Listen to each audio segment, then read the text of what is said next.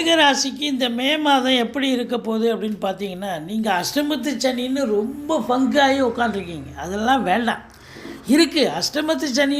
சனி பகவான் அவருடைய வேலையை செஞ்சாலும் குரு பகவான் உங்களுக்கு மிக மிக சாதகமான நிலையில் வந்துட்டார். 11ஆம் இடம் என்பது எண்ணிய செயல் ஈடேறுதல், தொட்டதெல்லாம் தொடங்குதல், எல்லாம் லாபமயம். நமக்கு அதெல்லாம் நடக்குது அப்படின்னு சொல்கிற அளவுக்கு எங்கே திரும்பினாலும் எப்படி திரும்பினாலும் காசு பணம் வருங்க, பொருளுங்க. உங்களை பொறுத்தவரையிலையும் பணம் பல வகையில் பையை நிரப்பும். குடும்பத்தில் நிம்மதி, சந்தோஷம், குதூகலம் இருக்குமா? பணம் வந்தால் எல்லாமே வரும்ல. இருந்த போதிலும் குடும்பஸ்தானத்தை சனி பார்ப்பதால் கொஞ்சம் பார்த்து பேசுங்க, விட்டு கொடுத்து பேசுங்க.